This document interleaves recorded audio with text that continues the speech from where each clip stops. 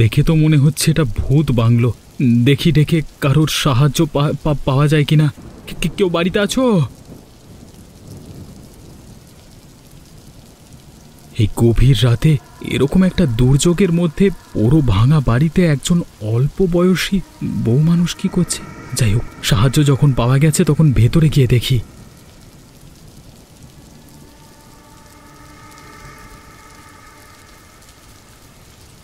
আপনি কে?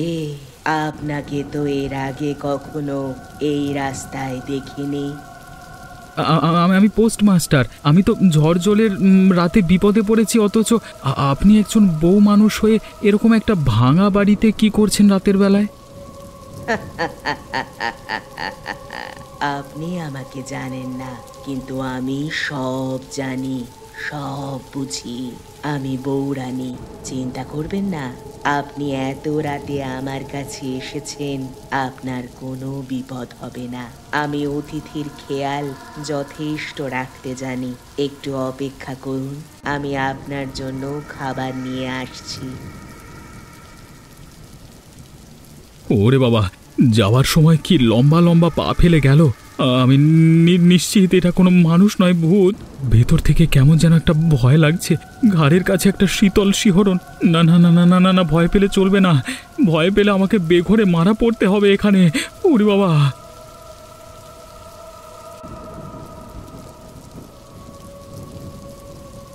কি হলো? আপনি খেয়ে নিন, চিন্তা করবেন না। আমি থাকতে আপনার এখানে কোনো বিপদ হবে না।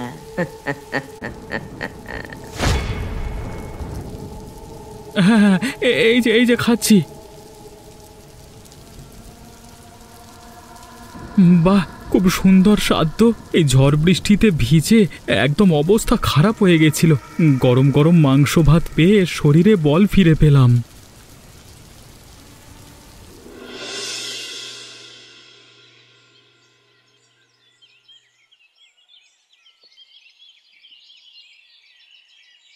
কেমন আছো পোস্টমাস্টার বাবু? সবকিছু ঠিকঠাক চলছে তো? হ্যাঁ, মোটামুটি সবকিছুই চলছে। তবে তবে আবার কি? মন খারাপ মনে হচ্ছে, চিন্তায় মনে হচ্ছে একটু। তা আগে তো এরকম কখনো দেখিনি।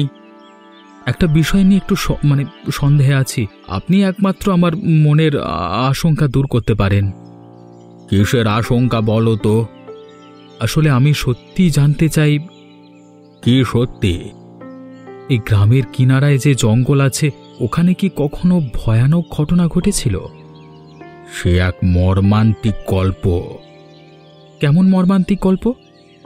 সে অনেক বছর আগের কথা। ওই জঙ্গলের মধ্যে একটা বাড়ি আছে, ওখানে একটা পরিবার বাস করত। কি হয় সেই পরিবারে? বউটা খুব সুন্দর ছিল। এই গ্রাম কেন, এখানে 10 গ্রামের ওরকম সুন্দরী বউ কেউ কখনো চোখে দেখেনি। অথচ তার একটা সমস্যা ছিল, বাচ্চা হচ্ছিল না। এখানে সবাই বউরানী বলে ওকে খুব ভালোবাসতো, কিন্তু ওর শাশুড়ি আর বর ছিল 1 নম্বরের বদমাইশ। ওরা প্রচণ্ড অত্যাচার করত। একদিন রাতে বউরানীকে ওই ঘরের মধ্যে বন্ধ করে আগুন লাগিয়ে দিয়ে ওরা পালিয়ে যায়। তারপর বউরানী ওই ঘরের ভেতর বন্দি হয়ে ছটফট করতে করতে আগুনে জ্বলে পুড়ে মরে। তারপর থেকে ওই ঘর ওভাবেই পড়ে রয়েছে। সবাই বলে বউরানীর ভূত ওখানেই থাকে, সবাই ভয় পায়। কারোর কোনো ক্ষতি হয়েছে? সবাই খুব ভয় পায়, তবে নতুন প্রজন্ম অতটাও জানে না সব ঘটনা, কারণ সেসব অনেক অতীতের কথা। ওদিকে যেন তুমি খবরদার যেও না পোস্টমাস্টার। যাই, আমি এখন যাই, অনেক কাজ পড়ে আছে বাড়িতে।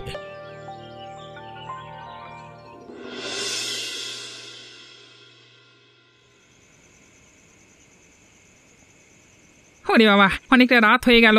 এইদিকে আবার নানান সব গুজব ছড়িয়ে আছে। তাড়াতাড়ি বাড়ি যেতে পারলে বাঁচি বাবা, যেন কোনো বিপদ না হয়।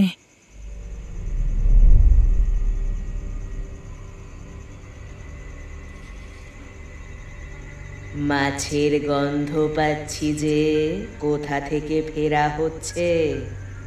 আমি মাছ বিক্রি করে ফিরছি। তুমি কে? এমন সুন্দরী নারী এরকম রাতের বেলায় অন্ধকার জঙ্গলের মধ্যে কি করছো? তুমি আমাকে চেনো না? এদিকের গ্রামেই থাকো, অথচ আমাকেই চেনো না। ওরে বাবা, এই হাসি তো কোনো মানুষ হাসতে পারে না। তাহলে কি এসেই যার ভয়ে এইদিকে লোক চলাচল করে না? কি ভাবছো আমি তোমাকে খেয়ে ফেলবো নাকি? ওরে বাবা রে, তুমি আমাকে ছেড়ে দাও, দোহাই তোমার, আমাকে ছেড়ে দাও। আমি কি তোমাকে ধরে রেখেছি নাকি? আমি তো শুধু তোমার সাথে কথা বলতে চেয়েছি। আমি কি তোমার কোনো ক্ষতি করেছি? ওরে বাবা, ওরে বাবা, বাঁচাও, তুমি আমার কাছ থেকে দূরে সরে যাও, আমাকে খেয়ে ফেললো গো, বাঁচাও, ওরে বাবা।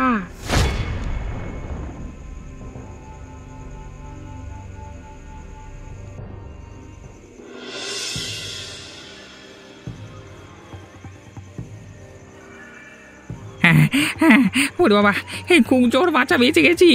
এত দূরে প্রথম তোমাদের দেখে একটু বলে লোগো মনে, এই প্রথম মানুষের মুখ দেখতে পেলাম আবারে। কি হয়েছে নিতাই? এরকম হাঁপাচ্ছিস কেন রে? এরকম ভর সন্ধেবেলায় দৌড়াচ্ছিস কেন? বু বু বু বু বু বু বু বু বু। কি ভু ভু করছিস? ঠিক করে বল না, কি হয়েছে? ভূত দেখেছি আমি। ভূত দেখেছিস? তোর মাথা খারাপ হয়ে গেছে নাকি? কোথায় দেখেছিস ভূত? তুমি তো জানো আমি এই সময় মাছ বিক্রি করে ফিরি। আজকে ফিরতে একটু বেশি সন্ধ্যে হয়ে গেল, আর তখনই কি?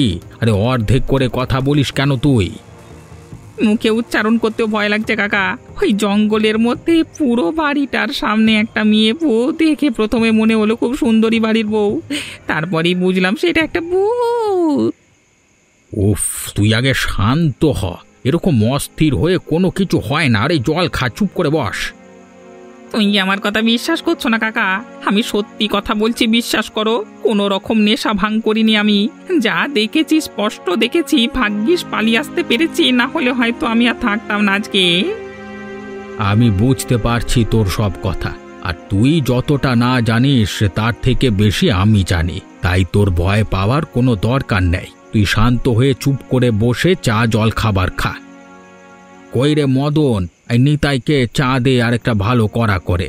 আমরা তো সবাই আছি তোর পাশে। শান্ত হ বাবা, শান্ত হ।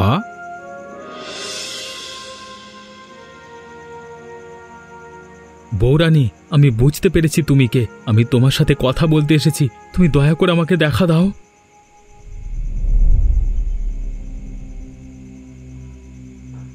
আমি তো তোমাকে কোনো রকম বিরক্ত করিনি, তাহলে তুমি আবার কেন এসেছো?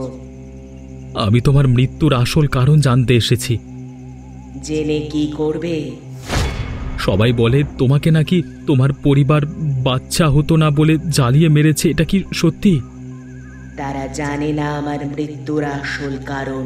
আসলে এই গ্রামের দুজন এত বড় ক্ষমতাবান মানুষ আমার মৃত্যুর পেছনে দায়ী যে তারা কখনোই সত্যিটা সামনে আসতে দেয়নি। কি বলছো কি? তারা কারা?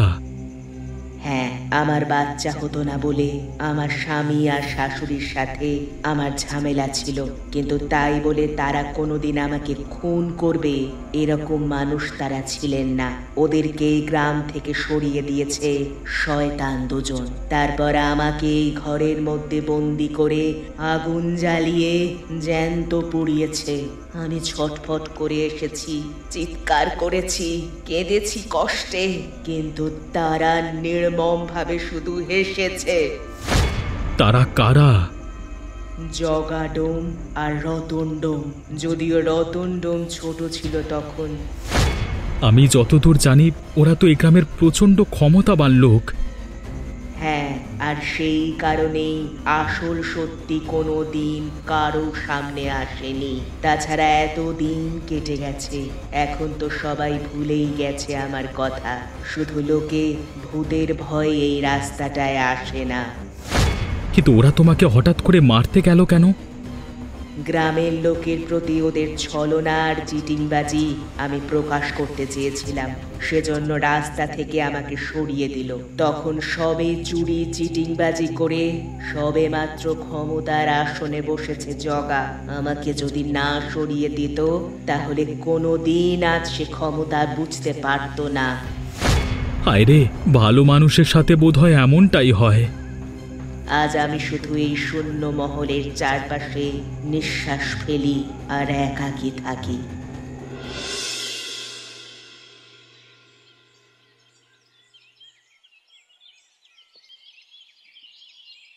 আরে পোস্টমাস্টার যে, আরে দাঁড়াও দাঁড়াও বাবা, তোমার সাথে কথা আছে।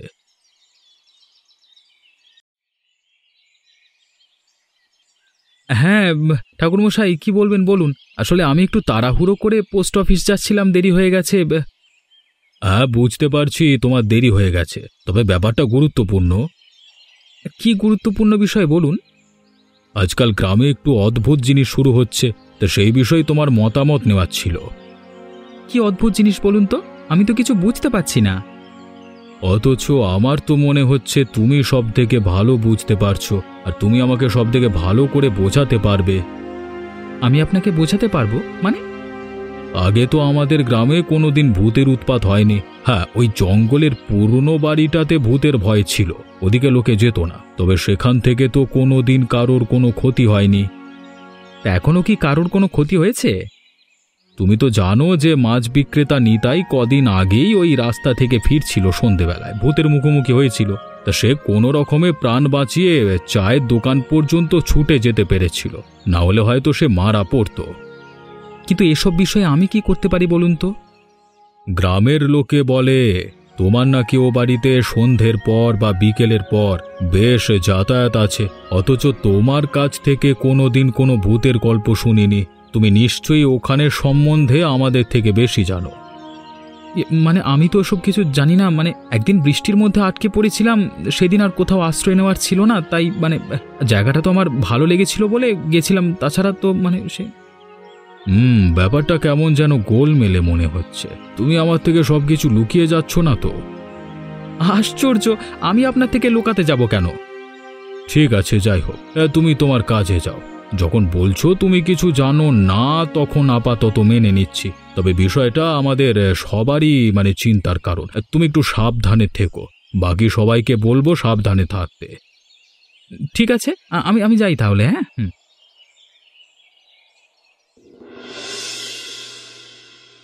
এই গ্রামের লোকজনের একটা হুজুগ পিলে আর রক্ষে নাই। সেই বিষয়টা যতক্ষণ না ছাদ্য করছে ততক্ষণ শান্তি নেই। সারাক্ষণ দেখো গ্রামে ভূতের আলোচনা, এইদিকে কোথায় ভূত আমি সেটাই তো বুঝতে পারছি না। এ কি কে তুমি? আমি বড় বিপদে পড়েছি, আমার সাথে একটু আসবেন? কি বিপদ? এই অন্ধকার রাতে তুমি একা বউ মানুষ কি করছো? মেয়ে মানুষ বলেই তো ভয় করছে গো। এই সামনেই আমার বাড়ি, অন্ধকারে যেতে খুব ভয় করছে। তুমি ভদ্রলোকের ছেলে, তাই অনুরোধ করছি। ঠিক আছে, মানুষকে সাহায্য করা মানুষের কর্তব্য। চলো চলো, এগিয়ে দিচ্ছি।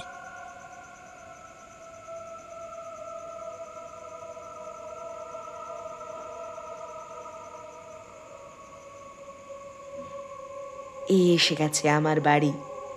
ঠিক আছে, তোমার বাড়ি যখন এসে গেছে তখন তুমি যাও, আমিও আমার বাড়ি যাই। তবে তুমি এরকম ভাঙা বাড়িতে থাকো কেন? আমি থাকি না, থাকতে বাধ্য হই। এ কি, তোমার গলা এরকম বদলে গেল কেন?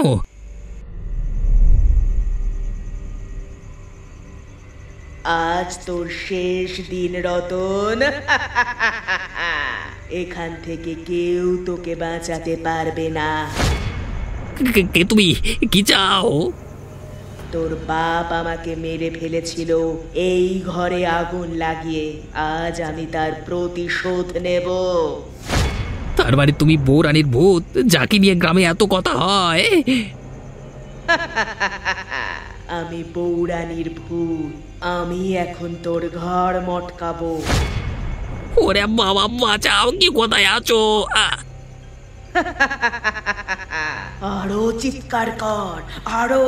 কেউ তোকে বাঁচাতে আসবে না, তবুও এখানে কেউ বাঁচাতে আসে না।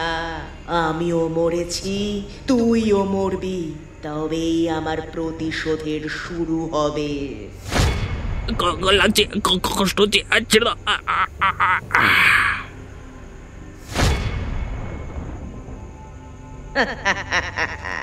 এভাবেই সবগুলো পাপীকে একে একে শেষ করব আমি, তবেই আমার শান্তি হবে।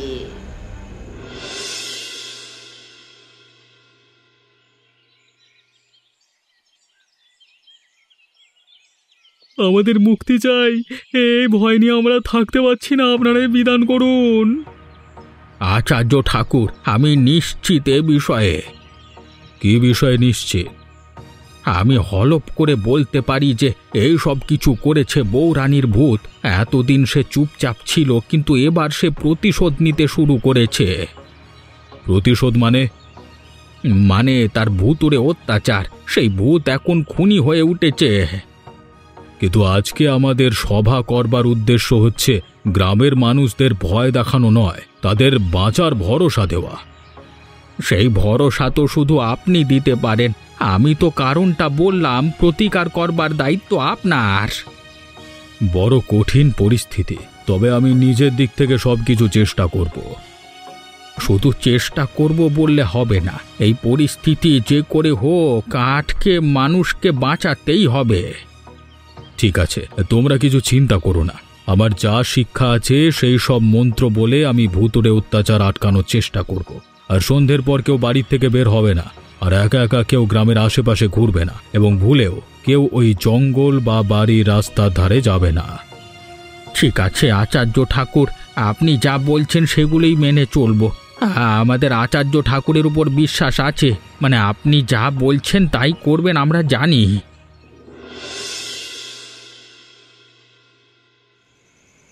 কোথায় তুমি?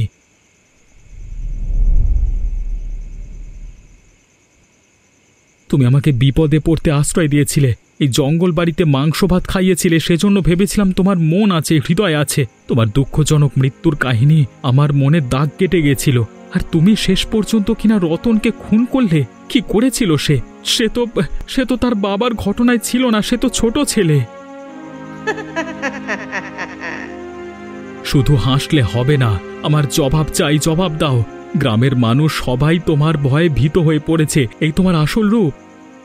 এই হচ্ছে তোমাদের মানুষের পরিচয়। একজন মানুষ মারলাম বলে আমার মৃত্যুর পেছনে সব যন্ত্রণা তোমরা ভুলে গেলে? বাহ! কাউকে মেরে কি তুমি ভেবেছো সমাধান হয়ে যাবে?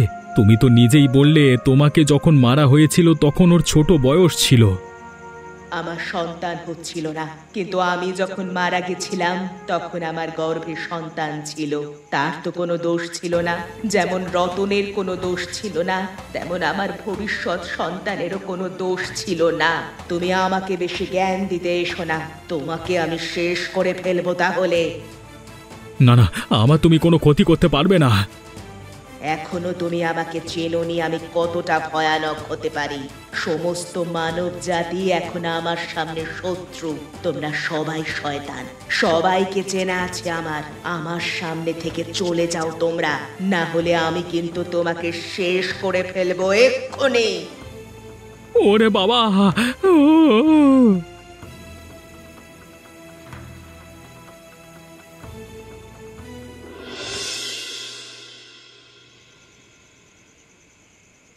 কেমন লাগছে জগা ছেলেকে মরতে দেখে? দেখ, আমি এসেছি তোকে সাবধান করে দিতে। যে কাজটা করলি সেটা ভালো করলি না। এখন তাহলে তোর মতো খুনির কাছ থেকে আমাকে শিখতে হবে কোনটা ঠিক আর কোনটা ভুল। ভুলে যাস না, তুই এখনো একজন সামান্য মানুষ। তুই যা ভাববি তার থেকে অনেক বেশি কাজ আমি করতে পারি। মুখ সামলে কথা বল বউরানী, তোর শত্রুতা আমার সাথে ছিল, আমার ছেলে তোর কোনো ক্ষতি করেনি। তুই জানতিস আমি সন্তান সম্ভবা, তারপরেও তুই আমাকে আগুনে জ্বালিয়ে মেরেছিস। আমিও তোর পেয়ে মরেছি। আমার স্বামী শাশুড়িকে ভয় দেখিয়ে তোরা এই গ্রাম ছাড়া করেছিস। আজ তোর নিস্তার নেই। ছেড়ে দে, কষ্ট হচ্ছে। তুই এখনো জানিস না আমি কি করতে চাই। তোর মৃত্যুর মাধ্যমে আমার কার্যসিদ্ধির প্রথম পদক্ষেপ শুরু হবে। এতদিন তুই মানুষকে মানুষ বলে মনে করিসনি, তাই আমি তোদের পুরো সমাজটাকে শেষ করে দেব। তুই এভাবেই মর।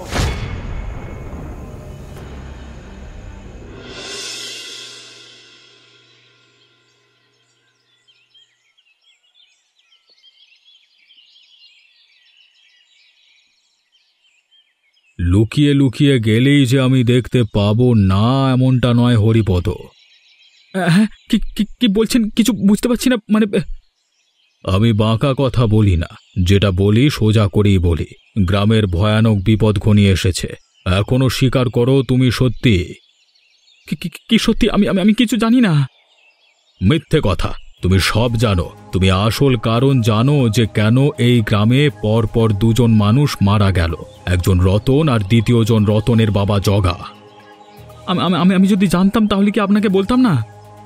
সেটাই তো বুঝতে পারছি না। আমার নিশ্চিত ধারণা তুমি সব জেনেও বলছো না, কারণ এমন কিছু আছে যা তোমাকে আকর্ষণ করছে।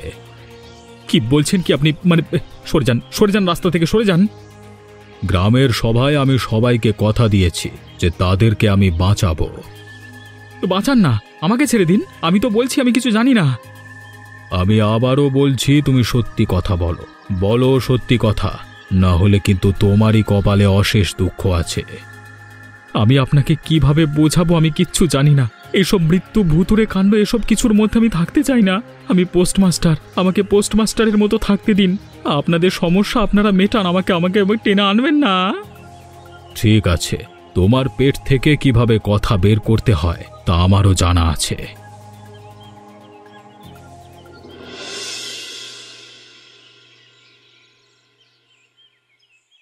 বিচার চাই। হরিপদ পোস্টমাস্টারকে গ্রাম থেকে তাড়াতে হবে। তোমরা শান্ত হও, আমি কথা বলছি তোমাদের সামনে, তোমরা শান্ত হও। ন্যায় বিচার চাই। আমরা এইভাবে ভয়ের সাথে বাঁচতে পারবো না। হরিপদ, দেখেছো তো গ্রামের লোক ভয়ানক রেগে আছে তোমার উপরে, হয়তো পেলে তোমাকে জ্যান্ত খেয়ে ফেলবে। তো আমি কি করতে পারি? হ্যাঁ, এখনো তুমি বলছো তুমি কি করতে পারো? আচার্য ঠাকুর তোমাকে বারবার জিজ্ঞেস করছে, তারপরেও তুমি যা জানো কাউকে বলনি। কি শুনতে চাইছেন আপনারা? হ্যাঁ, সত্যিটা, যেটা কেউ জানে না। দেখো, এখনই যদি তুমি না বলো তাহলে কিন্তু অনেক দেরি হয়ে যাবে। হয়তো গ্রামের ক্ষতি হওয়া আটকানো যাবে না, আর তোমার প্রাণটাও যাবে। ঠিক আছে, যা বলছি মন দিয়ে শোনো। তারপর তোমরা কি করবে তোমাদের ব্যাপার, আর আমাকে দোষ দিতে পারবে না বা আমার উপর কোনো আক্রমণ করতে পারবে না। ঠিক আছে, আমরা কথা দিচ্ছি তোমায় সত্যি সত্যি সব কথা বললে তোমার উপর কোনো অত্যাচার হবে না। আমি প্রথম ঝড় বৃষ্টির দিনে ওই পুরনো বাড়িতে যাই, গিয়ে আমি বুঝতে পারি একটা ভূত থাকে, তবে সেই ভূত কোনো ক্ষতি করে না। পরদিন আবার যাই এবং ওর থেকে সব সত্যি জানি যে ওর পরিবার নয়, আসলে ডোম পরিবার ওর মৃত্যুর পেছনে দায়ী ছিল। তারপর ডোমেদের বাড়ির ছেলে মারা যায়, রতন। কিভাবে মারা যায়? প্রতিশোধ। আসলে বউরানী যখন মারা গেছিল তখন ওর পেটে বাচ্চা ছিল, আর এসব কিছুর প্রতিশোধ নিয়েছে ডোমেদের বাবা ছেলেকে মেরে। তবে আমি প্রতিবাদ করতে গিয়েছিলাম বউরানীর কাছে, কিন্তু সে আমাকেও মারতে চেয়েছিল, তাই আমি ভয়ে পালিয়ে এসেছি, আর কাউকে কিচ্ছু বলতে পারিনি। এই তাহলে সত্যি কথা? হ্যাঁ, আমি যা জানতাম সব সত্যি সত্যি বলে দিয়েছি, আর আমি প্রাণের ভয়ে তোমাদের কিছু বলতে চাইছিলাম না। এখন আমি যাচ্ছি, তোমাদের তো যা পারো করো, যা পারো করো, যা পারো করো।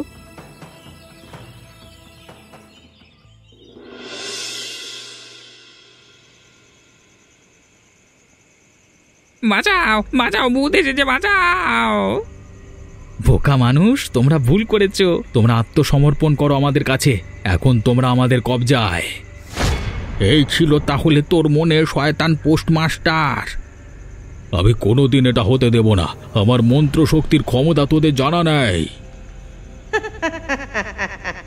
তোমার ওই কমজোয়ারি সস্তা মন্ত্র শক্তি কোথায় ছিল যখন আমাকে নিষ্ঠুরভাবে পুড়িয়ে মারছিল?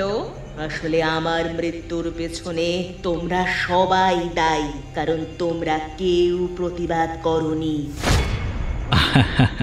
আর আমি বৌরানীকে সম্পূর্ণরূপে সমর্থন করি, তাই আমি ওর সাথে পুরোপুরিভাবে মিলে গেছি। শেষবারের মতো বলছি, তোমরা চলে যাও এই গ্রাম থেকে। মরার সময় আমি স্থির করে নিয়েছিলাম যে আমি এই গ্রামকে কবজা করব। এখান থেকে আমাকে নিষ্ঠুরভাবে সরিয়ে দিয়েছে। এই গ্রাম আমার হবে, আমার। দেখাচ্ছি মজা। ওম হেং ক্রিং বেং বাট। বৌরানী ছেড়ে দাও আমাকে, আমি তোমার কোনো ক্ষতি করিনি, বাঁচতে দাও আমাকে।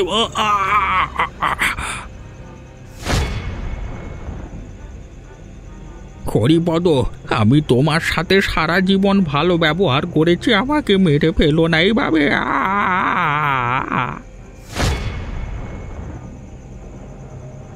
শুনে নাও সবাই, তোমাদের যারা বাঁচাবার জন্য কথা দিয়েছিল তারাই মরে পড়ে আছে। এখন থেকে কেউ এই গ্রামের সীমানা ছাড়িয়ে বের হতে পারবে না। এই গ্রাম এবং তোমরা সম্পূর্ণভাবে এখন আমাদের নিয়ন্ত্রণে। আমি হচ্ছি এই গ্রামের রাজা। আর আমি হচ্ছি এই গ্রামের রানী। এখন থেকে আমরা যা বলবো তাই চলবে। এতদিন মানুষ অত্যাচার করেছে মানুষের ওপর, মানুষ মানুষকে মেরে ভূত বানিয়েছে। এবারে ভূত দেখাবে তাদের কত ক্ষমতা।